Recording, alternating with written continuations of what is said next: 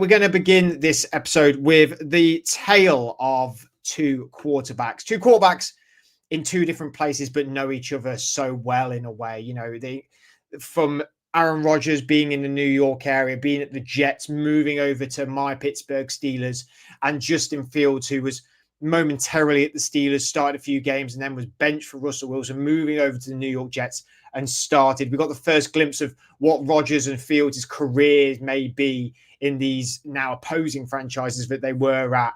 And Pittsburgh Steelers came away with the win, 34-32. I was on a podcast and I said this would be a dreadfully dull game, one that would match the Cardinals and the Saints game.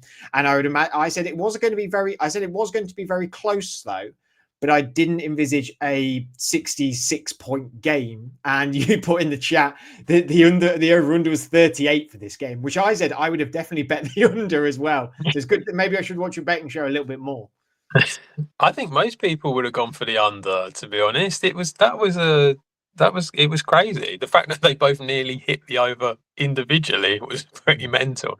But yeah, very surprising game in respect to the total. It felt like both defenses really kind of disappeared in this game. It was strange what had happened given how strong you would expect them to be. Pittsburgh obviously famously very strong defense over the years, and you kind of felt like the Jets have had a pretty strong defense. Last year wasn't great, but then you've got Aaron Glenn coming in as head coach, and you just sort of felt like it was going to be, a strong defensive performance. And they both kind of just fell apart pretty quickly. And it turned out that it became a bit of not a shootout, but sort of like just a high scoring game, which I don't think any of us saw coming. But yeah, I mean, both quarterbacks had really good games. And again, because I think we thought it was going to be such a defensive game and that the defenses would take over, a little bit surprising that both of them did do as well as they did. Yeah, it felt like week one defense, didn't it? Yeah, there's some cobwebs to be blown out by both teams. They both need to, some new players on each team. And I think they're only both going to improve. Like James, sorry if that echoed down your ears or on your video watching. So I just whacked my mic with my finger because I'm a flapper. That's my problem. And I've done it again. I keep my hands firmly underneath my bum. Maybe that's where I need to keep them. I watched this game. I also text Johnny, who's one of the contributors for the franchise tag guy over with the Off Grid. He's a Jets fan. Also messaging Will Varney, who's part of Talk Sport. He was over in Brazil, did some fantastic things over there. He's a Jets fan as well. And I was being very, very complimentary about this Jets team. And we'll start with Justin Fields. I was being very, very complimentary about him. 16 for 22, 218 yards. One touchdown, only sacked once as well, and then had 12 rushes for 48 yards, 2 touchdowns.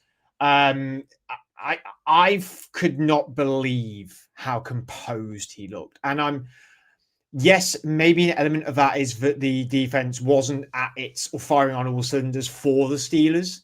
But the rush was still there. I saw a heat map with Breece Hall, and he didn't run TJ Watt's way at all the whole game. So they knew the pressure was there, and the defense, did get to Fields on occasion, but for one sack, it was only for 6 yards as well. I mean, Fields looked like Ohio State Fields. This for me was maybe one of his best games ever in the NFL. Yeah, it was strange, wasn't it? Like when you think of what you have had from Justin Fields all the time in the NFL, and yet he just looks so controlled and composed with everything. Every pass hit where he kind of wanted it to go. Obviously there were a few that kind of didn't quite go right, but the vast majority did. And also, one thing that we do know with Justin Fields is his rushing ability, and that was to be seen as well, getting the 2 touchdowns that he got from that. So yeah, I mean, his part, I think his sort of number, his grade at the end of it was 119. So it's a crazy a really good performance from him. And some, 119.1, and that was 5th in QBR. right, I've yeah. I mean, ninth in completion percentage at 72.7, first in passing success rate at 65.2, third in yards per attempt at 9.9, and he was 6th in rushing first downs amongst all rushers.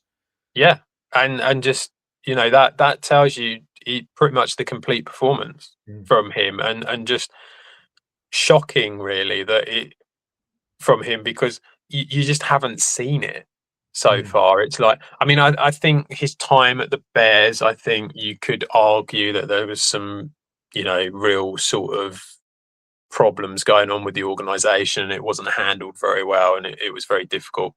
And then when he was with the Steelers, it kind of felt like I don't know, he looked better with the Steelers, but he didn't look great.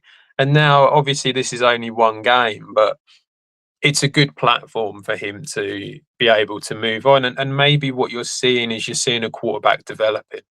Maybe that is what it's boiling down to. He's had time. That's been a real common theme amongst a lot of our preseason content, and a lot of stuff we've been saying is allowing these players to breathe, allowing them to develop, allowing them to mature within the NFL. Like the college game, from when players like Justin Fields were playing in college to now, it's different, and that's only what 6-7 years, maybe even less. Like it's completely changed, and the NFL has changed as well, so dramatically alongside it. And it takes time. It can take time for some players. Look at Baker Mayfield. Look at Sam Darnold. It takes time for these guys. And Fields, I think he's just been allowed some freedom within. It felt like he was playing very free. It felt like he was playing with no pressure, which I feel like he should have been that way as well with Pittsburgh. But the Steelers the Jets are a huge organization as well, but the Steelers are also a historic organization. There's a Jets, and there is an expectation with the Steelers of winning, and the never having a losing record of Mike Tomlin. Whereas with the Jets, this is an experiment. Like it's maybe not do or die, I suppose. And I don't think Fields is necessarily feeling like that much pressure maybe for this. And he had fantastic players around him on there. I mean, Garrett Wilson looked just as good as ever. Mason Taylor looked pretty decent. I mean, Jeremy Ruckert, the tight end, was really good on the day as well. Breece Hall, which I text Johnny and Will this. Recency bias, and I've said it on another podcast. The recency bias with him is that he's not a good running back. He's a very good running back. He had a poor end to last season, but this guy can play. And when Fields has the legs as well, and a complimentary running back who's really good, and some good pieces, all right, outside of Garrett Wilson, there is a dip. Josh Reynolds isn't it. Jeremy Ruckert isn't it. Mason Taylor, I think, could be it, but I think he's going to have a bit of a moment. He was never going to be tight. He was not tight end one coming out of the draft that's just happened. That was heavily in favor of Colston Loveland and Tyler Warren at the Colts. So I think he's just been allowed to breathe, and I hope he keeps this up. I mean, it was real pleasure watching him play. I mean, as a Steeler, I had my Steelers cap on at times and was like, well, why can't we really stop this guy? But the runs were controlled. He did it in the right way. The passing was smart. He was playing smart. It just all clicked and all worked. Let's talk about Aaron Rodgers, though, for the Steelers. He was 22 for 30 on the day, 244 yards, 4 touchdowns. He did take 4 sacks. Interesting to know that neither of them had interceptions either. He did rush once for a -1 yard, but that's not his game. We know that's not Aaron Rodgers' game. And it is very, very, very evident. I think if you take Aaron Rodgers for what he is, which is a pure pocket passer now and not a risk taker at all, he's a very good quarterback still. And I think he showed much of the same. Everyone was saying, Rodgers is out. I thought he was very, very good at the back end of last season. And I think it was just the situation that really people were saying he's not very good anymore. I didn't see anything wrong with his game, to be honest with you. I mean, he was 7th in completion percentage, 73.3%. He's first in passing touchdowns after this weekend. He had 4, obviously. 7th in first downs with 14. 9th in yards per attempt at 8.1. 2nd in QBR. Did take 4 sacks. That was 29th. Not great. but this offensive line is young and learning as well. And I think there is an element of sometimes he does hold on to it a little bit too much. But I came out of this going, we can win some games. Yeah, yeah, absolutely. I mean, I felt like that was what.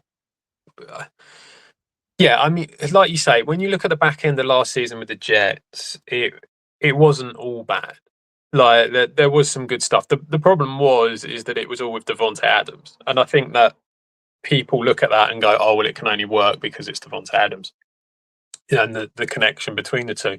But yeah, I thought he looked all right at the back end of last season. And again, in this game, he looked decent. He looked all right. The issue with Rodgers is going to be that you're going to need an O line that is strong enough in order to be able to protect him. Because as you say, rushing is not the legs are gone in that respect. And you're probably it's something that it might end up being quite a common thing actually in this show where we talk about other teams as well later on, where it is a case of the O line needs to be stronger, it needs to be better. And if you don't have that strong O line, you need to be able to have a rushing quarterback who can escape. And unfortunately for Rodgers, that time has sort of passed him by now. So there is a limit to what you're going to get from him. But if you play him in the right way and you open up the receivers so that they can get away from the defense of the other team, then Rodgers is going to pick them off. He will be able to do that all day. That won't be a problem. So I think you can see that that's the good part of his game that he still has and probably will always have for as long as he wants to play. The fact that he was able to spread the ball around as evenly as what he did, I think will help as well. The fact that the Pittsburgh receivers, once you go past DK Metcalf, it does feel like there's a drop off, but at the same time, they're okay. They're not. It's When you not look the at end of. when you look at targets on the day, Metcalf for 7, Calvin Austin for 6, Yeah. Pat Fryman for 3, Jonnu Smith for 6. That's quite a lot of distribution about, to be fair. Mm. And Hmm. and you're right, DK Metcalf, and then there's a drop off. Of course, I Yeah. completely agree.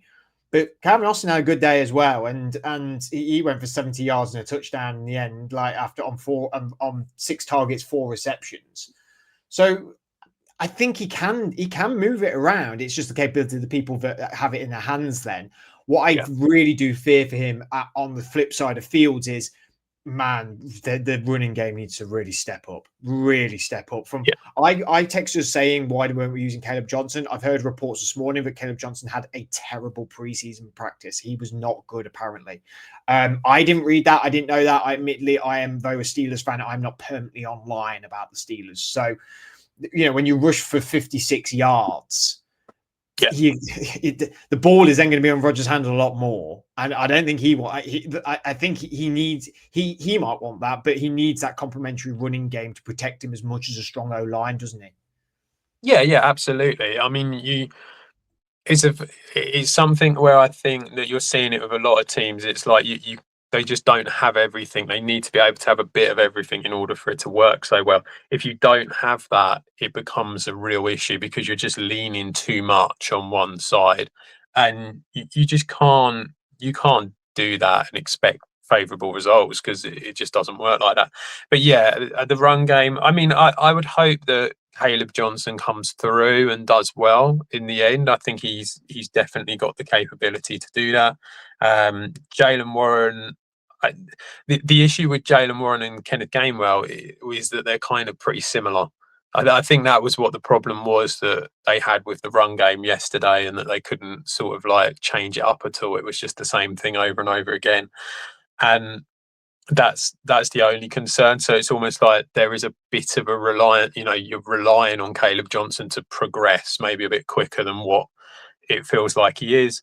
But yeah, it's really going to be about making sure that Rodgers doesn't get sacked too much, and 4 sacks in a game is probably a little bit too much, to be honest, for someone of his age. Where it's He got like, smoked on one of them as well. yeah, He got yeah, absolutely balled. and I think that's going to be an issue if you just keep doing that to him, because I think eventually he'll succumb to some form of injury if you just keep doing that. Yeah, I for one obviously want to see Rodgers completely succeed in Pittsburgh, but it's really what it really warmed me over the weekend watching this game, going like, wow, Fields is this could be good for Fields, like this could be really something for Fields, and I wished him all the best of luck when unfortunately we didn't keep him at Pittsburgh. I want him to go somewhere and succeed and be a number one as well, and he has 2 or 3 games like this. He's cementing himself as number one. Definitely, he's got to be. I think also for Fields and the Jets just in general, I think we were all very much like before the season started. We were saying that we feel confident about the defense, that it's going to do well, that they'll be in games, they're going to be tougher to beat, and so that will slow them, slow down the fact that they won't fall away as much as what they have done in the past. I feel like this performance shows that they have the ability to be able to do that. They're going to have to play the Dolphins twice. They've got games on their schedule where it kind of feels like games that maybe we thought it could be tough for them to win suddenly become a lot more winnable, and that there's a chance for them. So I still don't believe that they are a playoff team. I don't think they will be, but I think that it kind of shows that they've got a fighting chance against some of the other teams in their division that maybe people were thinking that they didn't. Yeah, it's mental that we review and we're guilty of it. We review and give our predictions and stuff like that, and then you see week one, you look at the schedule totally differently. Throw it out the window. Yeah, throw it out the window. It's all nonsense. It's all nonsense.